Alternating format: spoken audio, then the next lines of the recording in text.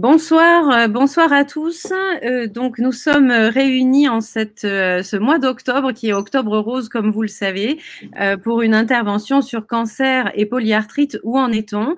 Nous avons la chance d'avoir le professeur Raphaël Serror avec nous ce soir pour nous exposer cette thématique qui n'est pas simple. Et donc, sans plus attendre, les vérifications techniques, comme vous en avez l'habitude maintenant. Donc, le mode de communication, toujours le même. Il y aura une petite spécificité aujourd'hui, puisque en fin de présentation, le professeur Serror vous invitera à participer à un sondage que vous trouverez dans l'onglet sondage. Elle vous l'indiquera le moment venu. Donc, ce soir, comme je vous l'ai dit, le professeur Raphaël Serror du Kremlin Bicêtre, je vais y arriver, est avec nous et toujours à la technique ma complice Ludivine qui va faire les permutations, puisque ce soir on a une petite vidéo en introduction à vous proposer. Donc, tout d'abord, le calendrier, vous le savez, l'année se termine, mais on a encore quelques petits mois devant nous. Donc, le calendrier qui met toujours en lumière patients et professionnels de santé dans des scènes de la vie quotidienne pour mettre en évidence, vous le savez maintenant, le fait qu'une fois qu'on est en dehors de l'hôpital, sans blouse et en dehors de son étiquette maladie, il n'est plus tellement possible de distinguer les soignants des patients et que c'est toujours la même humanité qui nous relie et qu'il faut s'en rappeler aussi pendant la consultation. Donc, la petite vidéo dont je vous parlais, Ludivine Musique. Donc, cette année, c'est les 35 ans de l'association et les 30 ans de la Fondation Arthritis. Donc, je vous laisse découvrir la petite vidéo qu'on vous a préparée à cette occasion.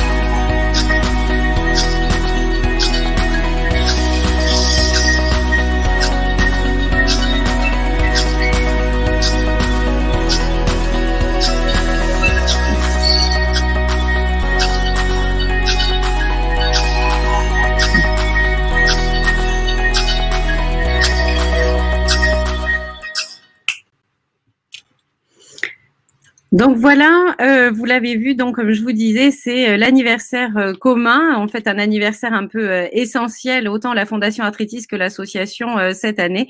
Donc on se rejoint pour fêter en cumul ces 65 ans d'expérience dans l'intérêt des patients, côté recherche pour la Fondation et côté accompagnement évidemment pour l'ANDAR.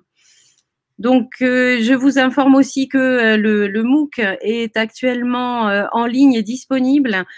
Donc, vous pouvez, si vous ne l'avez pas encore fait, suivre cette formation spécifique sur la polyarthrite avec pas moins de 18 intervenants, patients experts et professionnels de santé pour vous accompagner, pour mieux comprendre la maladie, ses traitements et mieux vivre la polyarthrite au quotidien. Donc, je vais maintenant laisser la parole au professeur Serror, que je remercie encore pour sa présence et je vous laisse en sa compagnie. Bonsoir à tous. Tout d'abord, merci de m'avoir proposé de partager avec vous un peu ces actualités sur le cancer et la polyarthrite rhumatoïde. Alors, voilà. Comme je m'entends en stéréo. Est-ce que vous m'entendez bien? Ouais. Donc, voici le plan de la présentation d'aujourd'hui. Comme on a pu le voir, c'est une thématique qui est relativement compliqué à appréhender, et pour qu'on puisse bien ensemble voir quels sont les risques éventuels de cancer au cours de la polyarthrite rhumatoïde, je vous ai fait quelques rappels méthodologiques qui ne se veulent pas être un cours, mais qui a pour objectif de vous aider à comprendre la suite de la présentation et éventuellement par la suite, quand vous lirez des résultats d'études sur cette thématique, comprendre de quoi on parle.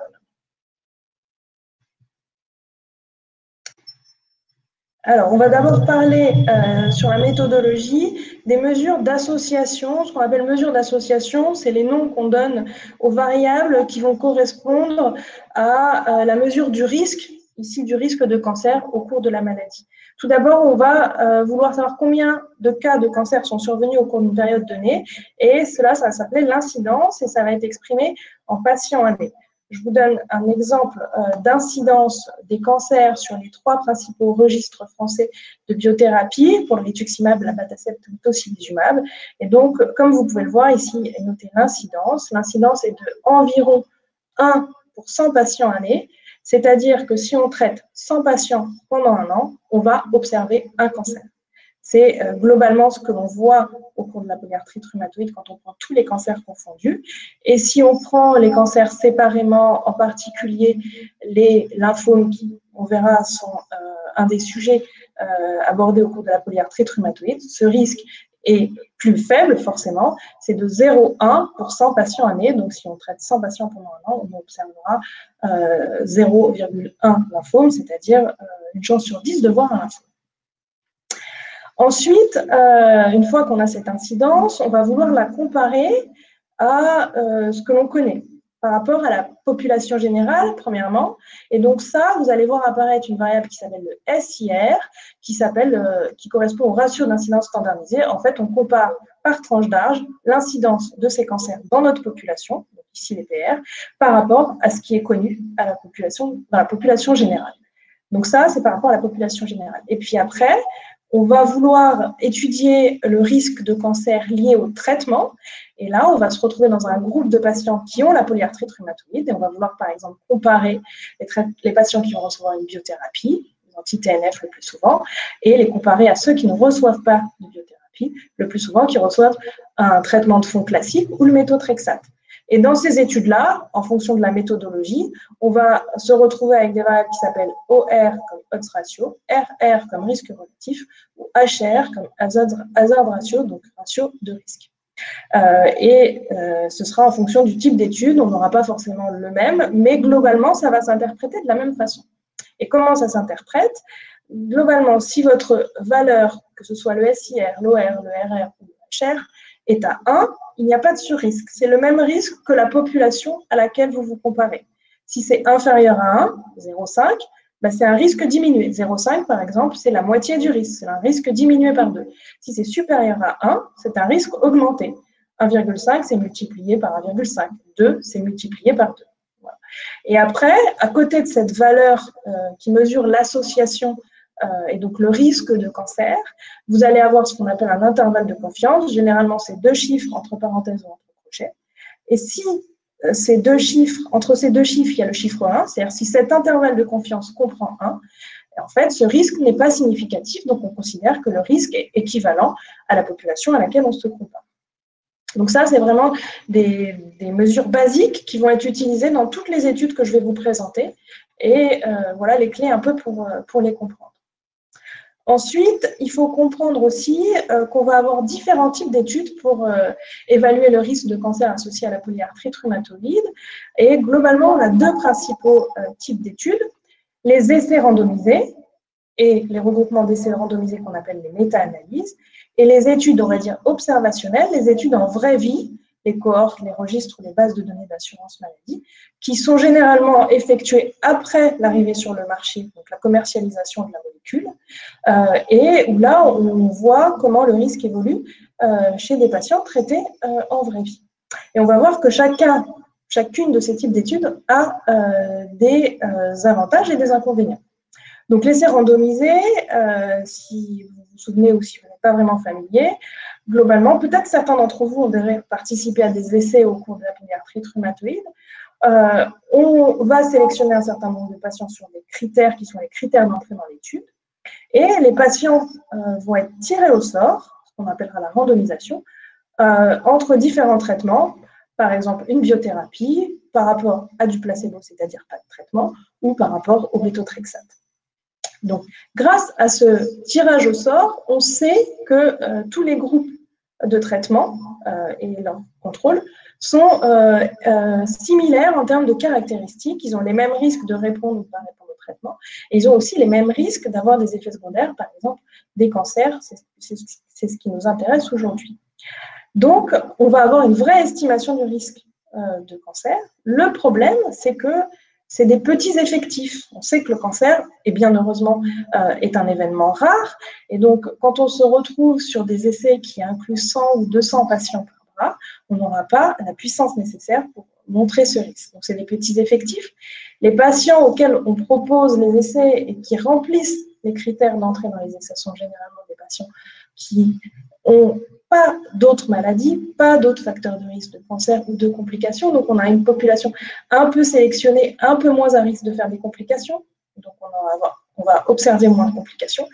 Et le suivi est généralement court et on sait que pour des risques tels que le cancer, on peut suspecter que c'est un risque qui survient après une exposition suffisamment prolongée à un médicament. Donc, c'est vrai que pour évaluer ce risque, les essais randomisés sont relativement limités. Je vous ai mis un exemple ici. Alors, je ne vais pas vous faire des maths, mais globalement, on a vu que le risque de cancer, l'incidence des cancers plutôt, était de 1% patient année. Donc 1%, on va dire. Ou quand on prend un sous-type de cancer comme le lymphome ou un autre cancer d'organe, de 0,1% patient année.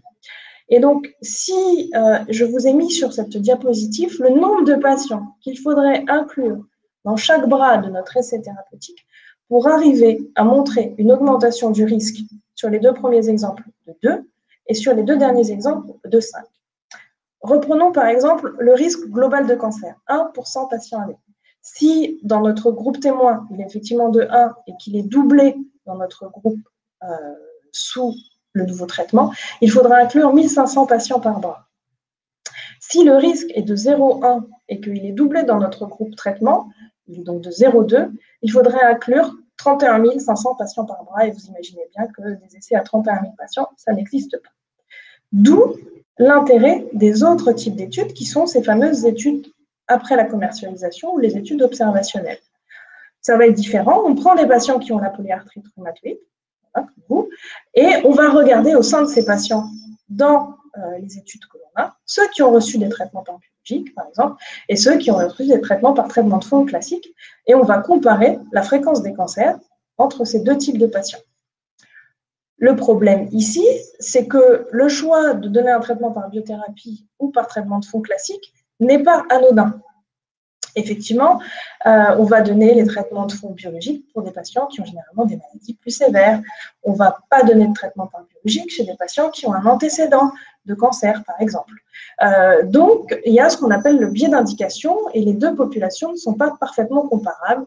Donc, on utilise tout ça pour améliorer tout ça, plein d'outils statistiques. Mais ça reste des études qui sont plus biaisées que les essais randomisés. Mais les essais randomisés n'ont pas les effectifs suffisants.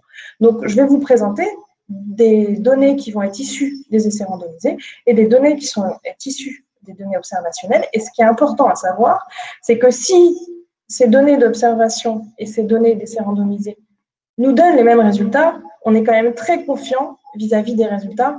Et si on ne trouve aucun risque dans aucune de ces études et que tout concorde, c'est quand même très, très rassurant. Alors, entrons dans le vif du sujet maintenant. Quel est le risque de cancer au cours de la polyarthrite rhumatoïde, quel que soit le traitement? Je vous ai mis ici les résultats d'une étude qui a poolé 30 études, enfin 29 études, sur le risque de cancer au cours de la polyarthrite rhumatoïde. Et donc, on voit la première ligne, c'est le risque global, et on voit que ce risque, il est très, très proche de 1.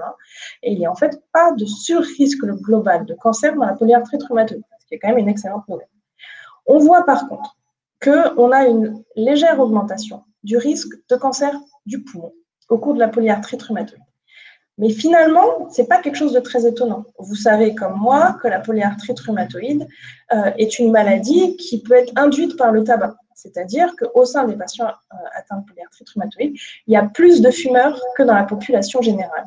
Donc, s'il y a plus de fumeurs, il y a plus de risque de cancer du poumon. Et donc, quand on compare ici, on a dit les SIR, c'est par rapport à la population générale, ben, on a un risque un petit peu plus élevé de cancer de poumon. L'autre cancer ou néoplasie qui est augmenté au cours de la polyarthrite rhumatoïde, c'est le lymphome. Et le lymphome, on sait que le risque, il est augmenté par 2 ou par 3, ce qu'on retrouve sur cette analyse globale de 30 études, quel que soit le type de lymphome. Et on verra tout à l'heure que ce risque est clairement lié à l'activité de la maladie. Donc, si les maladies sont bien contrôlées, et c'est le cas avec les nouveaux traitements, on devrait voir ce risque diminuer au cours des années. Pour les autres, pas de surrisque, voire même une diminution du risque du cancer du côlon, cancer colorectal, et ça, on l'attribue vraisemblablement à la prise d'AINS, puisqu'on sait que la prise d'AINS prolongée peut diminuer le risque de cancer du côlon, bien qu'on ne conseille pas une prise d'AINS prolongée pour bien d'autres effets secondaires qui ne sont pas le sujet du choix. Voilà. Et vous voyez aussi un petit surrisque de mélanome, mais très... Donc ça, c'est quand on prend la polyarthrite tout venant, quels que soient les traitements. Après, avec l'avènement des biothérapies, on s'est bien sûr posé la question de savoir si les traitements qu'on donnait à nos patients, donc qu'on vous donnait, et qui marchent bien dans la polyarthrite, qui ont quand même révolutionné la prise en charge de la polyarthrite rhumatoïde, et je pense que certains d'entre vous en sont les témoins, n'avaient pas en contrepartie des effets secondaires, en particulier d'augmenter ce risque de cancer, parce qu'on sait que les premiers qui sont arrivés sur le marché sont les anti-TNF. Et TNF, ça veut dire quoi? Ça veut dire facteur qui aide à la nécrose des tumeurs. Donc, évidemment, ça fait partie des questions qu'on s'est posées quand ces médicaments sont arrivés sur le marché il y a maintenant près de 20 ans. Donc, vous connaissez les médicaments qu'on a pour ça, pour les anti-TNF, c'est l'étanercept, l'Enbrel, c'est biosimilaire, l'infliximab, l'adalimumab et l'égolimumab, et le certolizumab ou le Cimzia. Donc ça, c'est les 5 molécules qu'on a à disposition maintenant. Les 3 premières, étanercept, infliximab et adalimumab, ont fait l'objet de nombreuses études, et la plupart des données qu'on va voir là sont issues de ces 3 premières molécules, parce que c'est celles qui sont sur le marché depuis plus longtemps, et donc beaucoup plus de patients ont été traités avec ces molécules, et on a beaucoup de données par rapport à ces molécules. Ensuite, il n'y a pas de raison de penser que le golimumab ou le certolizumab se comporterait différemment parce que c'est vraiment la même classe et le même mécanisme d'action. Donc ça, c'est pour les anti-TNF. On va voir d'abord le risque global de cancer et puis 2 sous-types de cancer que sont les cancers cutanés et les lymphomes. Concernant le risque global de cancer, en 2006, donc il y a maintenant près de 13 ans, il y a une première analyse qui a été publiée, une méta-analyse, donc qui regroupait les essais randomisés des patients traités par infliximab et adalimumab. Et là, un pavé dans la mare, on voit qu'il y a une augmentation globale du risque de cancer. Mais je ne vous détaille pas tous les problèmes méthodologiques qu'il y a eu sur cette étude, mais la communauté scientifique n'est pas d'accord avec ces résultats, ça fait peur, et il y a depuis eu de nombreuses études qui ont été faites et avec des méthodologies plus correctes, en reprenant tous les essais qui ont été publiés après, et dont je vais vous présenter les résultats, et qui ont vraiment levé le doute sur ce risque de cancer.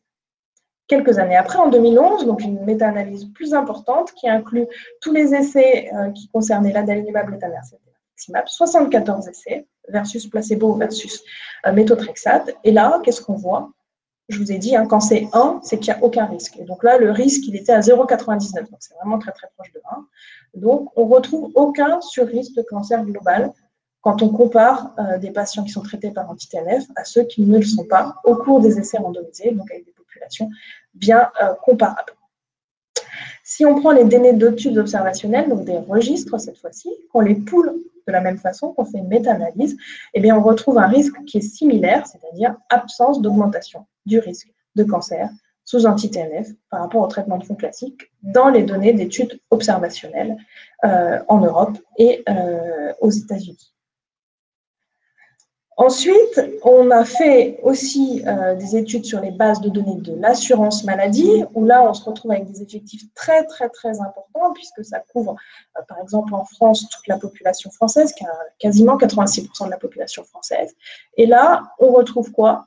Absence de risque de cancer global au cours de la polyarthrite rhumatoïde. Mais de façon intéressante, on n'en retrouve pas non plus au cours des maladies inflammatoires du tube digestif, au cours du rhumatisme psoriasique, au cours du traitement du psoriasique ou de la spondylarthrite ankylosante. Là encore, des données qui sont concordantes dans plein d'études différentes dans la polyarthrite rhumatoïde, mais également dans d'autres maladies où on utilise ces molécules. Donc réellement très rassurant vis-à-vis du risque de cancer sous anti-TNF. Ensuite, les autres biothérapies. Donc, les autres biothérapies qui ont été commercialisées il y a suffisamment longtemps pour qu'on ait des données d'études à la fois essais thérapeutiques et observationnels, c'est le rituximab ou le MabThera. Et là, il faut savoir que c'est vraiment le traitement de choix quand on a déjà eu un cancer ou quand il y a un problème hématologique, puisque le rituximab, au départ, a été commercialisé pour traiter des problèmes hématologiques. Par exemple, c'est le traitement de base des lymphomes. Donc, c'est vraiment notre biothérapie de choix quand on doit proposer une biothérapie à un patient qui a eu un cancer ou qui est à risque de cancer. Le tocilizumab, l'anti-L6, le roi Actemra, et l'abatacept, l'Orencia. Alors, pour l'abatacept, pareil que pour les anti-TNF, on s'est posé la question du fait de son mécanisme d'action d'un sur-risque, puisque l'abatacept a un mécanisme d'action qui est parfaitement opposé à un des traitements qu'on utilise dans le traitement du mélanome et des cancers du poumon, les nouveaux traitements qu'on appelle les immunothérapies du cancer.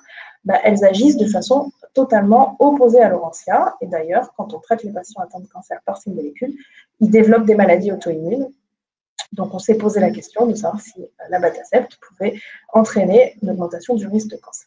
Il faut savoir que pour ces trois molécules, on a quand même beaucoup moins de données puisqu'elles sont arrivées plus tard sur le marché, moins de recul, et qu'elles ont été moins prescrites que les anti-TNF, qui restent très souvent, par habitude probablement, et aussi parce qu'on a beaucoup de recul sur ces molécules, le traitement de première ligne quand on veut introduire une biothérapie. Et après, il y a les petits nouveaux, les anti-JAK, pour lesquels on a peu de données, qui sont des données d'essai, mais qui sont très rassurantes. Je ne reviendrai pas dessus tout à l'heure, puisqu'on n'a pas beaucoup de données. Donc, pour le risque global de cancer, toujours sur notre méta-analyse de 2012, on voit qu'avec l'abatacept, le rituximab et le tocilizumab, il n'y avait pas non plus de surrisque de cancer, aucun des intervalles de confiance ne comprenait pas le 1, donc pas non plus de surrisque de cancer avec ces molécules, bien qu'on ait pour l'instant un peu moins de données pour en attester.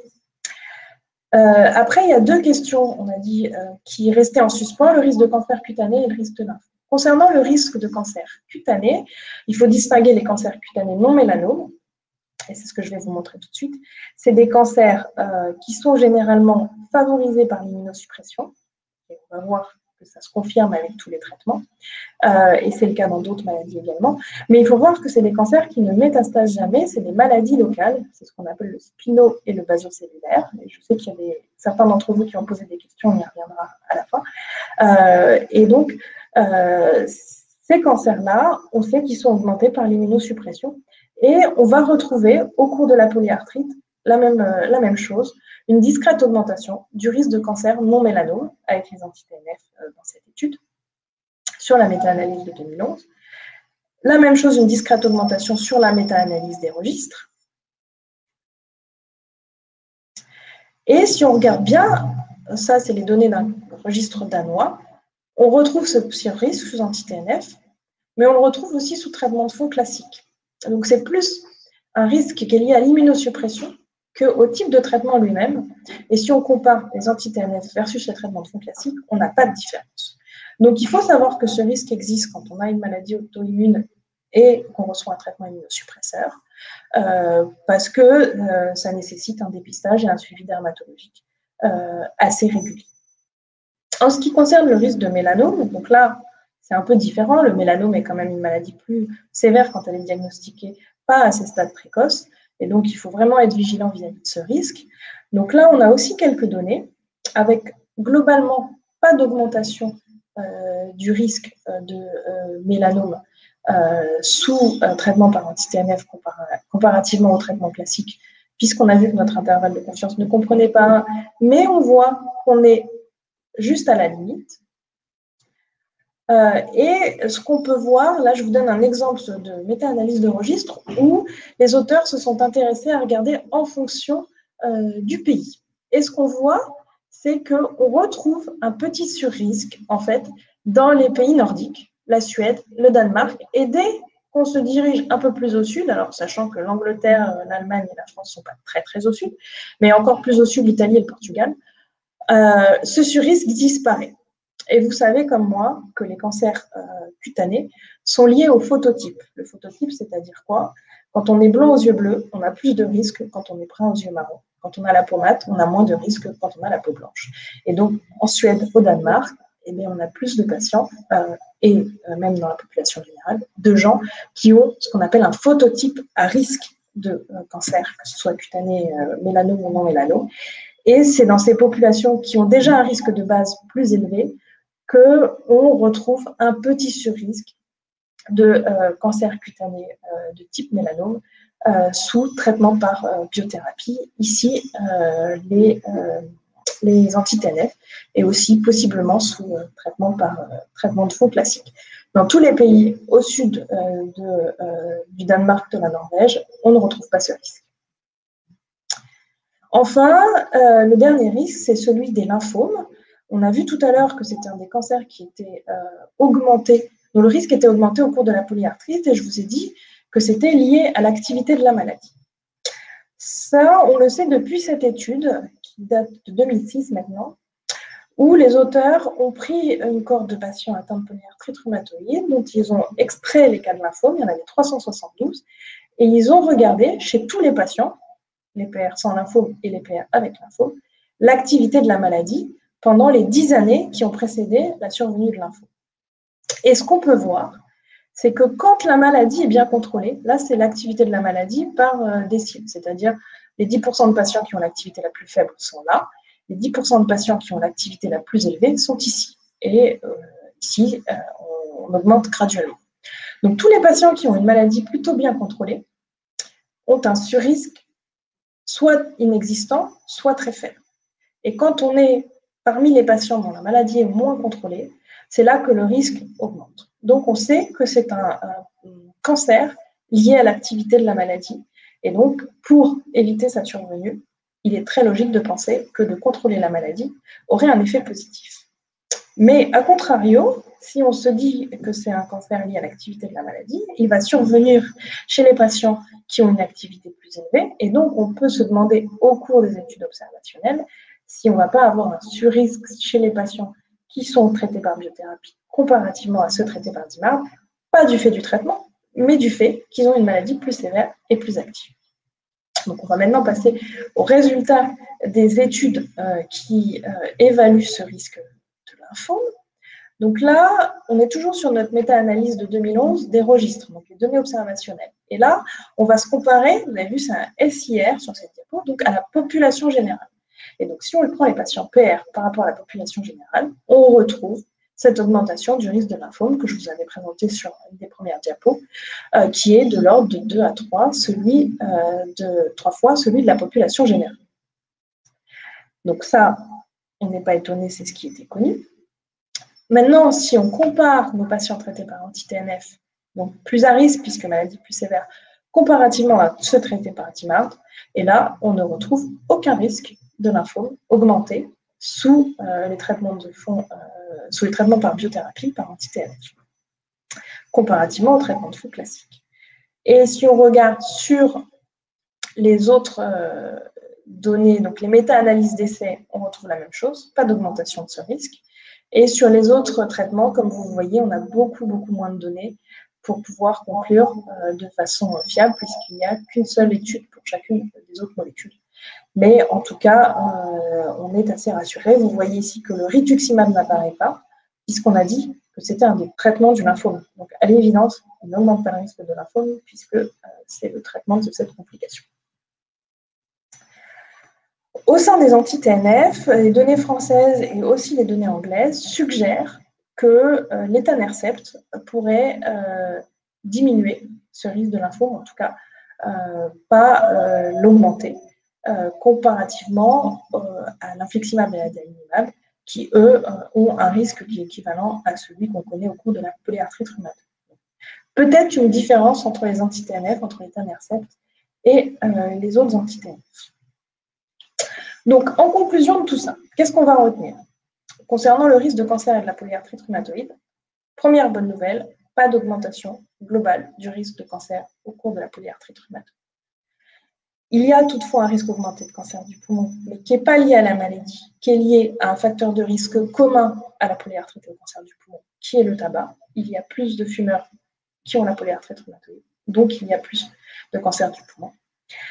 Un risque plus élevé de lymphome, mais en lien avec l'activité de la maladie. Donc, on a tout intérêt à bien contrôler vos maladies pour éviter ce type de complications et une diminution probable du risque de cancer du poumon.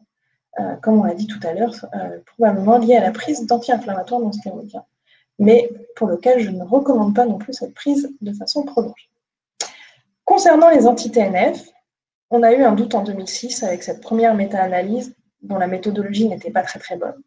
Et depuis, je vous ai présenté 3, 4, 5 études, mais on en a eu des dizaines et des dizaines sur des registres, sur des bases de données de l'assurance maladie, sur des méta-analyses, et toutes sont concordantes. Il n'y a pas de surrisque global de cancer sous anti-TNF comparativement au traitement de fond classique.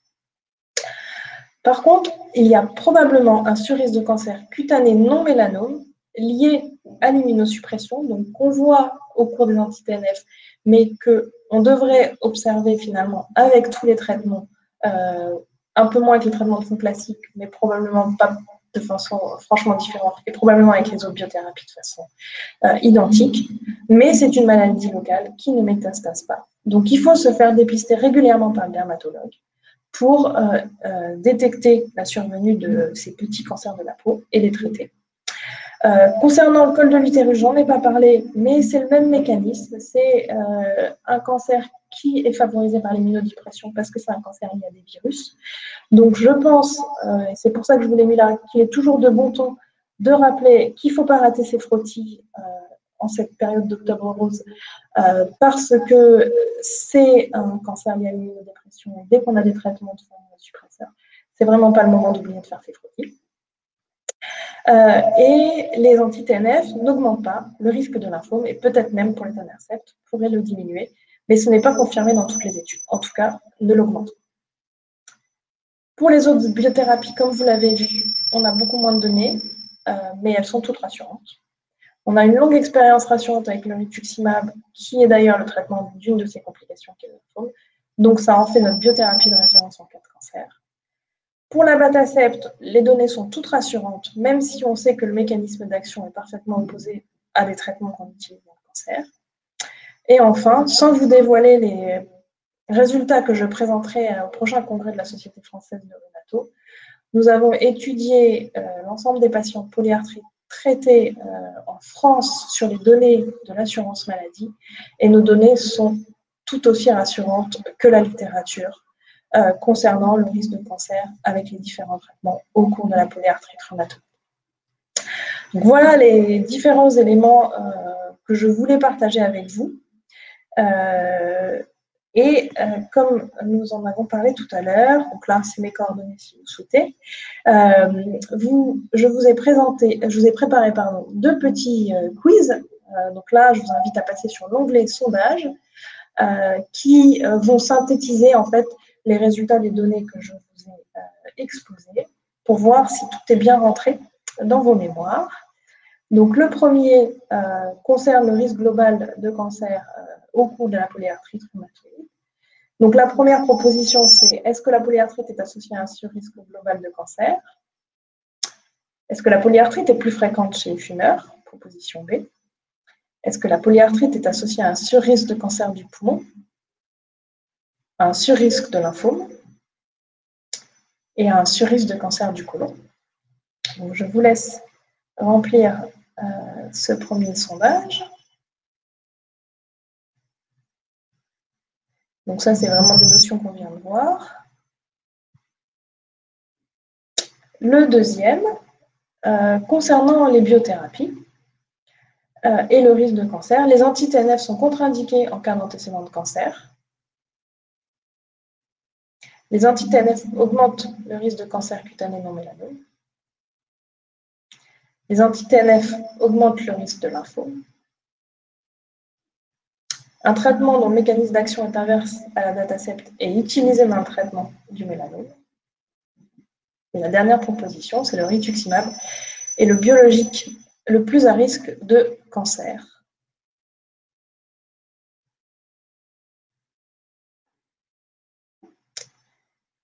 Donc voilà, je vous laisse finir le sondage et puis je suis à votre disposition maintenant pour pouvoir répondre aux questions qui ont été posées au fur et à mesure et qui peuvent être encore posées pendant les quelques minutes qui nous restent de discussion. Merci à tous pour votre attention. Merci beaucoup à vous, Raphaël Serror, de nous avoir fait cette présentation très détaillée. Donc, je vais laisser un peu les gens continuer à participer au sondage et vous poser dans cette attente quelques questions. Donc, on a Sadou qui nous dit « Après un carcinome basocellulaire infiltrant sur la pointe du nez, mon rhumato ne me donne plus de traitement de fond. J'ai aussi une insuffisance rénale stade 3A. »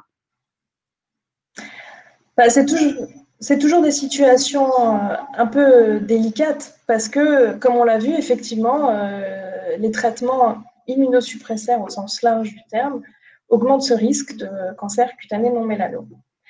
Après, il faut poser le pour et le contre dans la balance. Si la polyarthrite n'est pas du tout contrôlée, il faut la traiter. On connaît ce risque, on sait le dépister et on sait le traiter.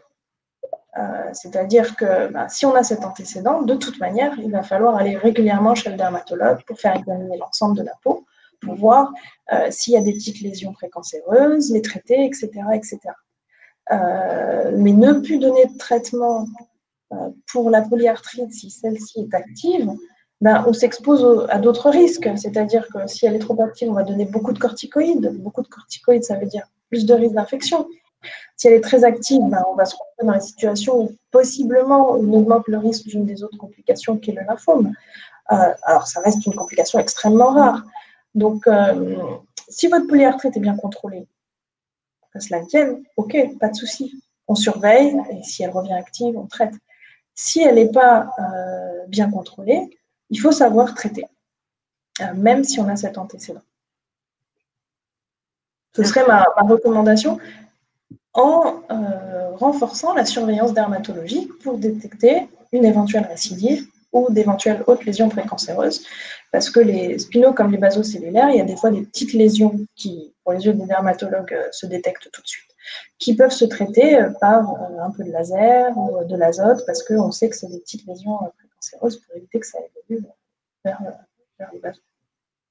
Alors justement, on a une question de Denise qui nous demande à quel rythme consulter le dermatologue. Moi, je pense qu'il faut au moins une consultation annuelle. Comme c'est d'ailleurs recommandé pour la surveillance et la détection des mélanomes. Ce qu'on ne fait pas. Oui, c'est ça. Si on faisait un autre sondage sur qui va voir son dermatologue tous les ans, on ne serait pas nombreux à répondre oui. Mais c'est vrai qu'il est de bon ton quand on a ces traitements de le faire. D'accord. On a Nicole qui nous dit « Soigné pour un cancer des poumons par immunothérapie, j'ai eu l'année dernière une rectocolite hémorragique, soignée par Remicade et maintenant spondylarthrite périphérique. Quel traitement est envisageable puisque je n'ai pas droit au Remicade ?» Alors bon, c'est une question un peu difficile. Là, non, c'est une question difficile, mais on a des débuts de réponse. Déjà, on sait que quand on fait ce type de complications sous immunothérapie, c'est qu'on va mieux répondre sur le cancer. Donc ça, c'est quand même même si on n'est pas content d'avoir la colite, la survie liée au cancer est meilleure. Donc ça peut déjà être un élément pour rassurer. Et après, on utilise le Remicade en fait dans les formes sévères de colite ou de spondylarthrite induite par les immunothérapies, mais ce n'est pas des décisions qu'on va prendre là en webconférence aujourd'hui, hein, évidemment. C'est des décisions qui se prennent collégialement, mais si la réponse à l'immunothérapie est bonne, on garde l'immunothérapie et on rajoute un traitement même si ça ne paraît pas logique, par anti-TNF. Et c'est ce qu'on fait pour les colites sévères. Et éventuellement, s'il y a une spondylarthrite invalidante, ça peut quand même se discuter. Dans les centres qui utilisent les immunothérapies, il y a souvent des réunions collégiales. Nous, par exemple, on travaille conjointement avec l'Institut Gustave Roussy sur ce genre de complications. Et il y a des réunions minimum mensuelles pour discuter justement des cas un peu compliqués comme ça. Okay. Mais il y a des traitements et il ne faut pas avoir peur d'en discuter et de ne pas rester dans des situations de souffrance importantes. Alors, on a plusieurs personnes qui nous demandent quels sont les risques avec le méthotrexate, parce qu'on a pas mal abordé les biomédicaments, mais qu'en est-il du méthotrexate? Comme vous avez vu, dans la plupart de ces études, on se compare au méthotrexate.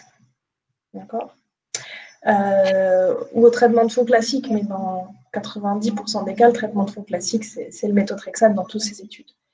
Et on voit à chaque fois que le risque est équivalent entre l'anti-TNF, ou les autres biothérapies quand il y en a d'autres, et le méthotrexate.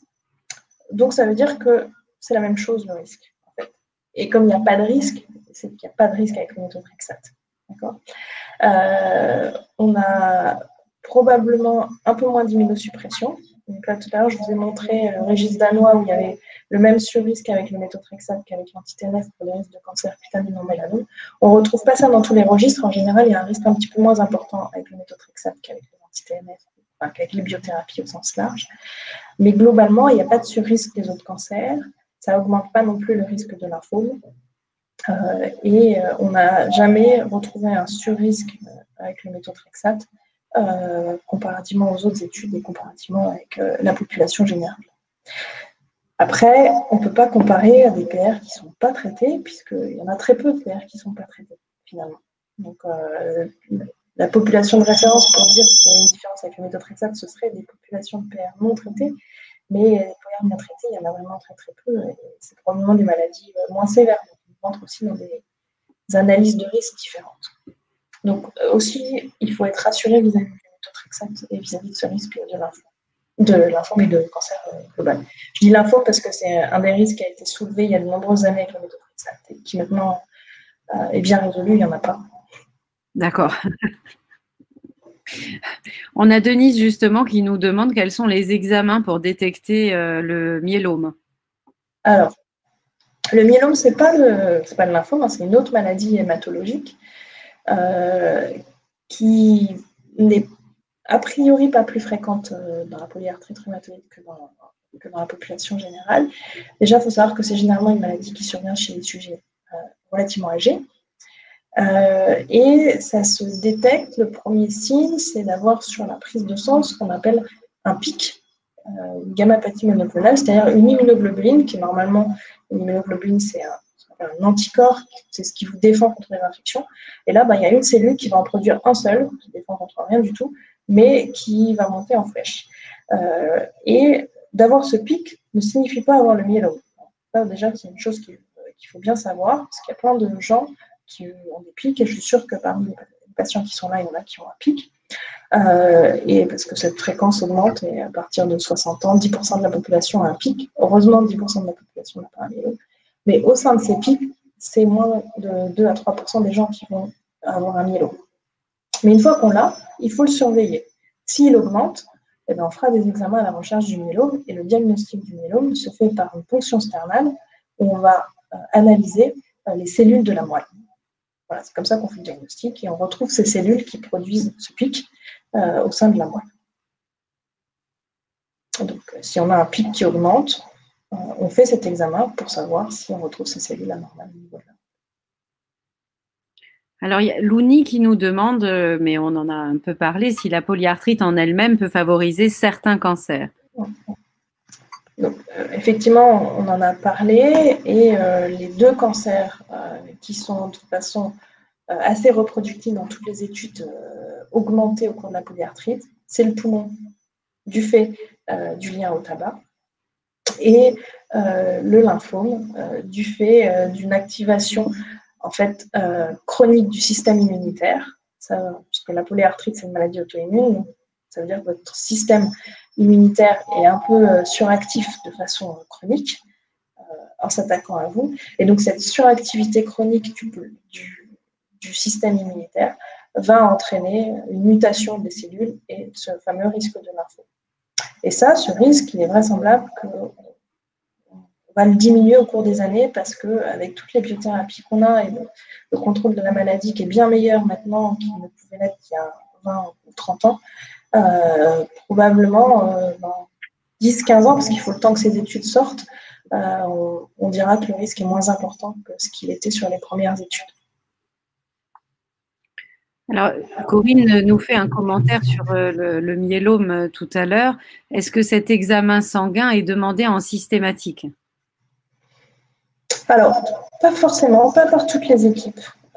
C'est vrai qu'on ne recherche pas forcément ce fameux pic monoclonal.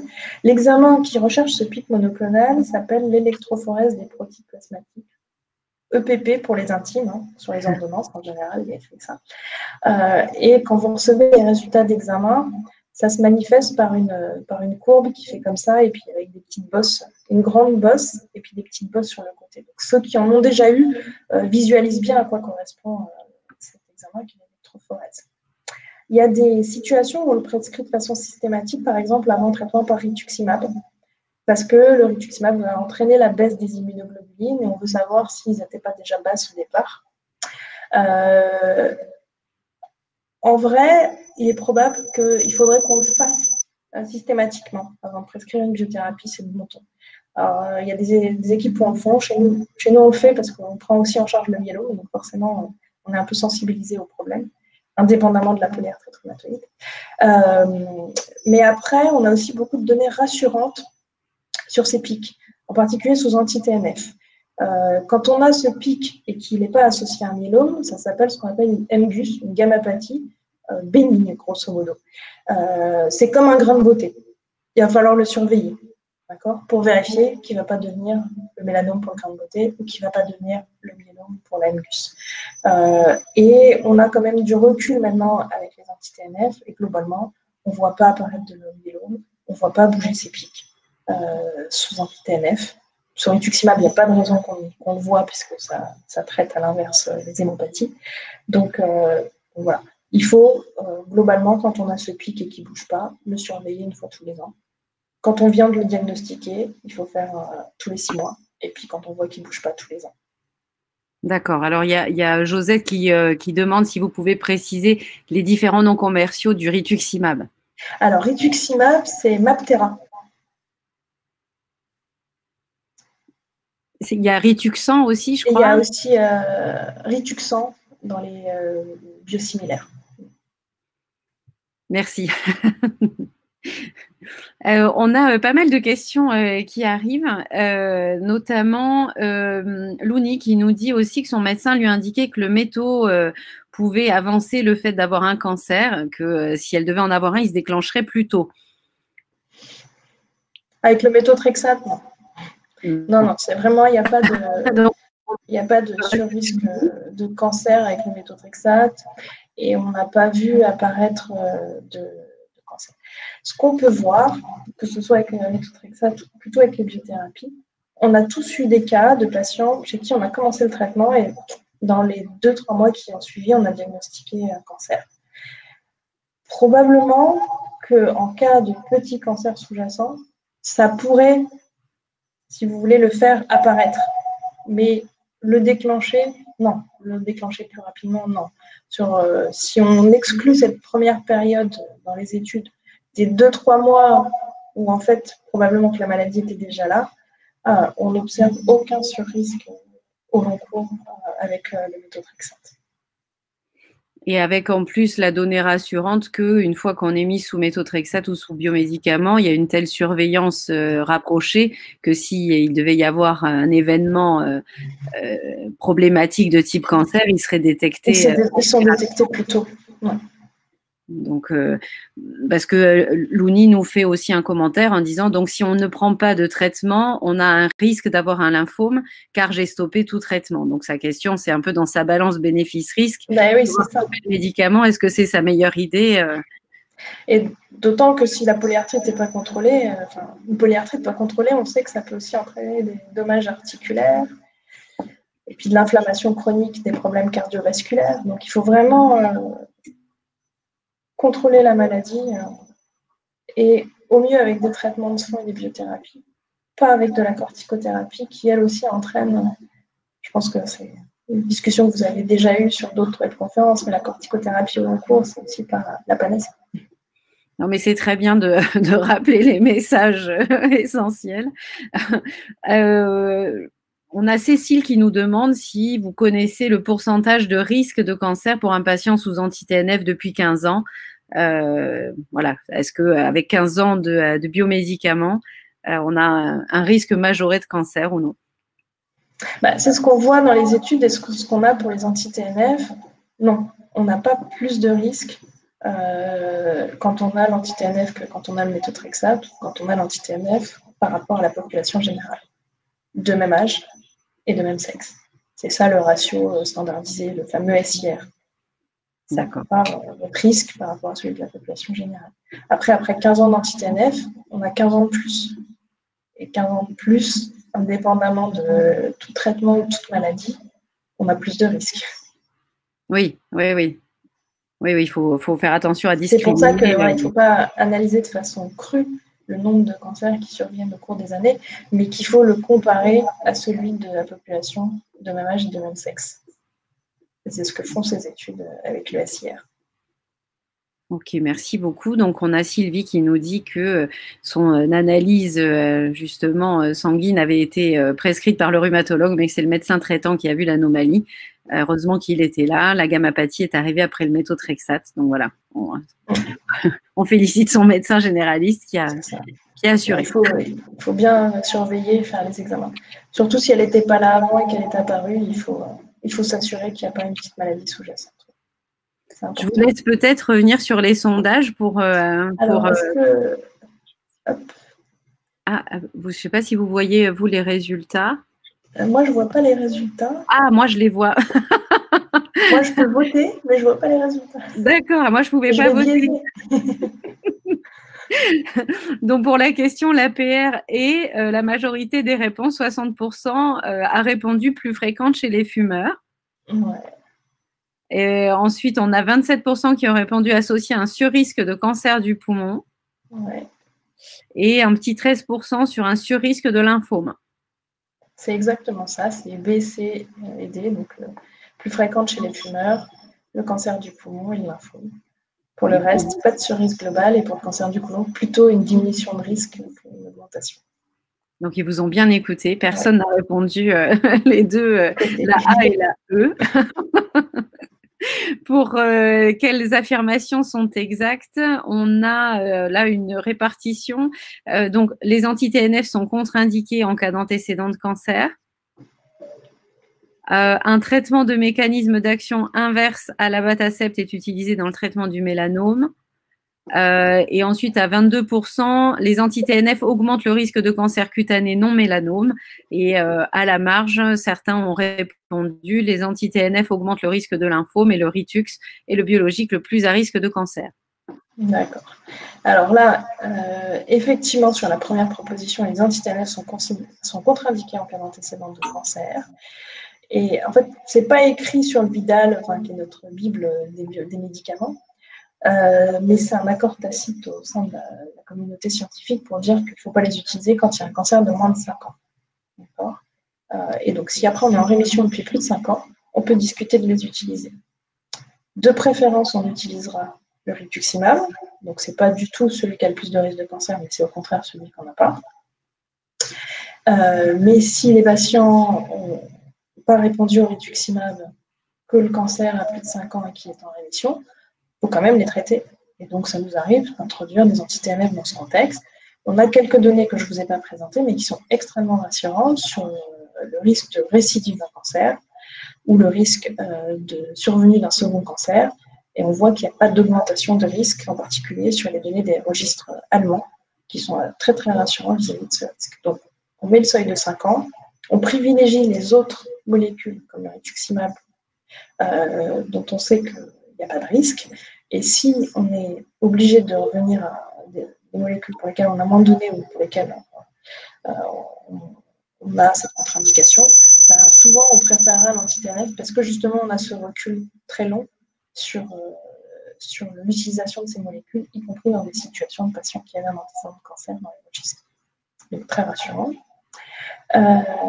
Et donc les anti-TNF augmentent un peu le risque de cancer non mélanome, comme finalement tous les médicaments immunosuppresseurs, mais ils n'augmentent pas le risque de lymphome. Pour les réponses aux questions. Merci beaucoup pour tous ces commentaires, tous ces éléments. Je crois qu'on a plus de questions particulières sur le chat. J'ai juste une dernière question. Si on n'a plus de traitement de fond, pardon, est-ce que l'on peut perdre son ALD? Donc, alors, l'ALD est généralement donnée pour une durée, donc il faut la renouveler régulièrement. Mais ce n'est pas parce que vous n'avez plus le traitement de fond que vous n'avez pas le droit de la renouveler. Donc non, on ne perd pas son ALD. Après, il faut voir si elle est nécessaire d'être renouvelée, si vous avez encore des soins en rapport avec l'APR, ce qui est souvent le cas. Quel cas, il faut la renouveler. Merci beaucoup, vraiment, sincèrement, merci d'avoir assuré cette webconférence du mois d'octobre. Donc, je le rappelle, c'est Octobre Rose, donc c'est la mobilisation contre le cancer ce mois-ci partout. Donc, n'hésitez pas de votre côté à vous mobiliser aussi, à soutenir la recherche contre le cancer. L'ANDAR est évidemment solidaire de toute cette démarche d'Octobre Rose. Donc, je remercie encore le professeur Raphaël Serror d'avoir été avec nous ce soir. Je vous rappelle que le mois prochain, le sujet, ce sera l'arthrite juvénile idiopathique en connivence avec l'association Courir, qui est l'association des parents d'enfants atteints d'arthrite juvénile idiopathique. Et c'est le professeur Valérie Devauchel qui assurera cette webconférence donc le mois prochain, le mardi 19 novembre à 18h30. Donc, je vous souhaite à tous une très bonne soirée. Merci encore de votre participation et n'hésitez pas à partager autour de vous puisque le replay est disponible de manière durable sur le site de l'association. Voilà, bonsoir à tous et merci encore, professeur Serror. Merci, bonne soirée. Au revoir. Au revoir.